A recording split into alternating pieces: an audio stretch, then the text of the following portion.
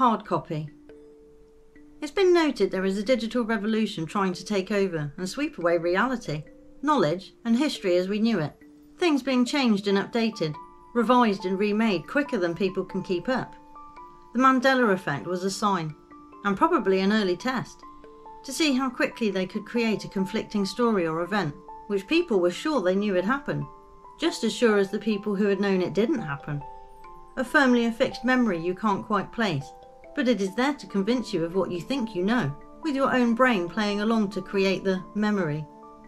And it helps to keep things up in the air and being questioned. If people can't agree on what occurred, how can they identify how it occurred, or avoid it happening again? I have even seen online what is claimed to be newspaper evidence of it being reported that no one died on the Titanic. Now, you could say that was fabricated, changed, or simply was misreported at the time. Handy how the term can be used to discredit the real information accidentally getting through, isn't it? Label it as misinformation or unverified, and then once it has been deemed public worthy, it gets allowed. Fact checkers have that covered now apparently, with an array of laws, censorship and various agencies set up to create, steer and stem the flow of information as they would like it. We know that all people do not see or think the same things, even when presented with the same information or view before them. And they say a witness is actually the weakest form of evidence. I think of an event now and again from 1917 in Portugal, the Miracle of the Sun, known as the Fatima event. It's a very interesting and strange tale in its entirety. But the brief for this is that thousands of people witnessed an event, yet did not report witnessing the same thing. Newspapers published testimony from witnesses who said that they had seen extraordinary solar activity, such as the sun appearing to dance or zigzag in the sky, careen towards the earth, or emit multicoloured lights and radiant colours. According to these reports, the events lasted approximately 10 minutes. There has been much analysis of the event from critical sociological and scientific perspectives.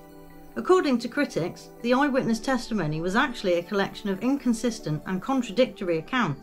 Proposed alternative explanations include witnesses being deceived by their senses due to prolonged staring at the sun, and then seeing something unusual, as expected. But books, games, videos, and all the other real things you can hold, have and watch at your leisure, are slowly being replaced by their digital counterparts, to be downloaded or viewed from a central database, where it can not only be monitored and withheld, but it can be altered and revised without scrutiny. Only those with a sharp eye or good memory will be able to know the difference. Others will just accept the new version as no different, possibly already in a semi-hypnotic state, so not aware on a real functioning level to notice anything. The Time Machine. The books that turned to dust when he touched them, and the strange rings with warnings and words of information about what transpired, making it seem as if the printed word was useless against time, but a sort of digital recording was still there to tell the tale, as it were. But of those digital rings, how do we know that at some point in the past of that fictional story, someone didn't erase and rewrite those rings? We just took it on face value that they were telling the truth, or assumed that it was the truth because it was the future, and most of humanity as we know it was done. And like the Eloi, didn't really question further the whole setup, or who might be controlling the Morlocks, who were then controlling the Eloi. I saw a piece today in The Guardian, which fits well in the subject, as it's an article about digital wills, and how they want to destroy lots of historical documents once they have been digitised, to save on space. The argument is that they are important documents of people's lives, and should all be kept, and to a point I do agree, especially as they are also legal documents for estates, because to me that would be the real reason they want to destroy the hard copies, rather than find alternate storage options. At a time when ownership and property are of great concern, and of nefarious interests being so heavily involved in rolling out all the technology needed to tie it up, I would worry they want it all digital, so they can change it.